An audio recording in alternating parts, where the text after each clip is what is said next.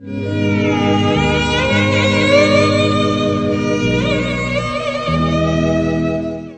का मुख्य उद्देश्य यही है कि लोगों को जागरूक करे कि एनिमल प्रोडक्ट्स जो बाजारों में बिकती हैं उनके पीछे क्या क्रुएल्टी होती है।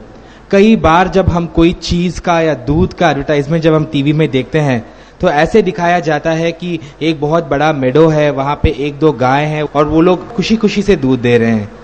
कोई मिल्क प्रोडक्ट के एडवर्टाइजमेंट में या कोई मिल्क प्रोडक्ट के पैकेज के ऊपर जो तब्दीलों का असलियत है वो बिल्कुल लोगों को पता नहीं चलता है। पीटा का मेन कार्य यही है कि हम लोग स्लॉटर हाउसेस में, कत्ल खाने में, तबेले में एनिमल के जो ऊपर जो एक्सपेरिमेंट होते हैं लैब्स में, और एनिमल को जहां पे लेदर के लिए इस्तेमाल करते हैं, फर के लिए इस्तेमाल करते हैं, इन जगहों पे अंडरकवर इन्वेस्टिगेटर्स को बेचते हैं और वहां पे हम लोग वीडियो फुटेजेस कलेक्ट करते हैं और उसके ऊपर हम रिपोर्ट्स बना के गवर्नमेंट को और लोगों को बताते हैं, क्योंकि हम समझते हैं कि यही एक बहुत ही इंपॉर्टेंट है, क्योंकि लोगों को पता चले कि उनके जो प्रोडक्ट्स जो वो खरीदते हैं उनके पीछे जो क्रुएल्टी है और उनका जो ऑल्टरनेटिव्स अगर उनको पता चले कि इस क्रूएल प्रोडक्ट्स के बदले में क्या ऑल्टरनेटिव है तो लोग आसानी से बदल सकते हैं।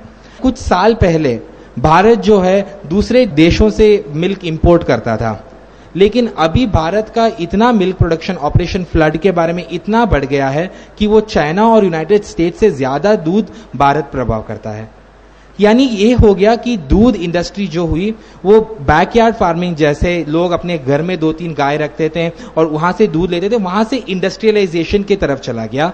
और जब कोई सिस्टम इंडस्ट्रियलाइज हो जाता है, यानी जब कोई सिस्टम कारखाने की तरफ हो जाता है, तो प्रोडक्ट की रेट को कम करना यानी प्रोसेसिंग फीस को कम करना ही सबका उद्देश्य हो जाता है। जब इस पर्टिकुलर दूध प्रोडक्शन की रेट कम होनी पड़ी तो यही हो गया कि केमिकल्स का इस्तेमाल किया गया, हार्मोन्स का इस्तेमाल किया गया, ताकि जो गाय सिर्फ 4 या 5 लीटर दूध देती थी अभी वो 21 से 20 लीटर दूध देती है। और ये सारी चीज जो है वो अननेचुरल है। कैसे करते हैं? पहले तो ऐसे हार्मोन्स दिए जाते हैं जिससे वो गाय बड़ी हो जाती है तो इमीडिएटली आर्टिफिशियल इंसेमिनेट किया जाता है, यानी आर्टिफिशियली किसी एक बैल से स्पर्म्स कलेक्ट किए जाते हैं, उसको प्रोसेस किया जाता है। प्रोसेसिंग में ये किया जाता है ताकि जो उसका बछड़ा आए वो भी ज्यादा दूध दे, और फिर जो गाय जो दूध दे रही है उसको दूध लेट डाउन करने के लिए बहुत से बार ऑक्सीटोसिन दिया जाता है।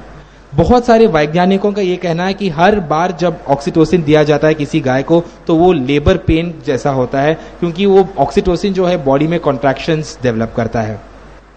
और इन ऑक्सीटोसिन देने के कारण जो गाय की फर्टिलिटी पीरियड है वो कम होती जाती है। कई बार ऐसा हो जाता है कि जब वो प्रेग्नेंट होके डिलीवरी करती है बछड़े को, उसका नेक्स्ट मेनिस्ट्रुअल साइकिल में ही उसको फिर से इंसेमिनेट कर देते हैं। यानी गाय जो है अपने बच्चे को कैरी भी कर रही है और दूध भी लेट डाउन कर रही है, जो नेचुरल प्रोसेस में बिल्कुल नहीं होता है। और जब ये गाय बिल्कुल यूजलेस हो जाती है और उनको जो 21 लीटर या 20 लीटर जो इकोनॉमिक स्टैंडर्ड है उनको रखने के लिए इनको अगर नहीं मीट कर पाते तो इमीडिएटली उसको कत्ल खाना बेच दिया जाता है। हमारे देश में ऐसे कानून है कि कहीं स्टेट्स में गाय की स्लॉटर अलाउड है, कहीं में अलाउड नहीं है। केरल और वेस्ट बंगाल में कोई प्रतिबंध नहीं है, तो गाय को ले जाया जाता है केरल और वेस्ट बंगाल। जब उनको चलाया जाता है तो जिन ट्रक में सिर्फ 6 गाय जा सकते हैं वहां पे 20 से 30 गाय को डाल दिया जाता है। जब वो चल नहीं पाते तो उनके आंख में तंबाकू लगाया जाता है ताकि वो दर्द से खड़े हो जाए। और बहुत मोस्ट इंपॉर्टेंट है कि जब तक डिमांड रहेगा तब तक सप्लाई रहेगा। अगर हम डिमांड को घटाएं तो ऑटोमेटिकली सप्लाई भी घट जाएगा। जब सप्लाई घटेगा तो इंडस्ट्री में इतना डिमांड नहीं रहेगा, इंडस्ट्रियलाइजेशन कम हो जाएगा। और बिल्कुल यही करना। Thank you so much. Thank you. हजारों की संख्या में भारत में पीटा के ऐसे कार्यकर्ता हैं जो दूध नहीं लेते, दही भी नहीं लेते, छाछ भी नहीं लेते, दूध से बनी हुई वस्तुएं नहीं लेते। वजह यह है कि आज का डेयरी उद्योग, मिल्क उत्पादन हिंसक हो गया है, अहिंसक नहीं रह पा रहा। वैसे दूध भारतीय और मानवीय जीवन से जुड़ा हुआ सशक्त अंग है। ऐसा ये पौष्टिक आहार है कि जिसको विस्मृत नहीं कर सकते। हमारी जिंदगी दूध से ही आरंभ होती है। पुराने जमाने में, भगवान महावीर के जमाने में भी कहा गया है कि बड़े बड़े श्रेष्ठी गौशाले बनाते थे, पशुशालाओं में अच्छे से दूध के कारोबार चलाते थे, अपने घर के परिवार के सदस्यों की तरह उन पशुओं को पालते थे, इसीलिए दूध निर्दोष होता था। आज तो दूध हो, दूसरा आहार हो, अन्य सारी वस्तुएं हो, धीरे धीरे भ्रष्ट होने लगी, उनका उत्पादन दूषित होने लगा, नुकसानदेह होने लगा, पापजन्य होने लगा। भगवान महावीर यहां एक बात करते हैं जिसे ध्यान देना चाहिए। हरिभद्र सूरी जी ने उसे बड़ी प्रकटता के साथ दोहराया है कि साधनों की शुद्धि अत्यंत आवश्यक होती है। अगर साधन अशुद्ध हो तो साधना अशुद्ध हो जाएगी। साधना के शुद्धिकरण के लिए साधन की शुद्धि भी आवश्यक है। साधन की शुद्धि चित्त को पवित्र बनाती है।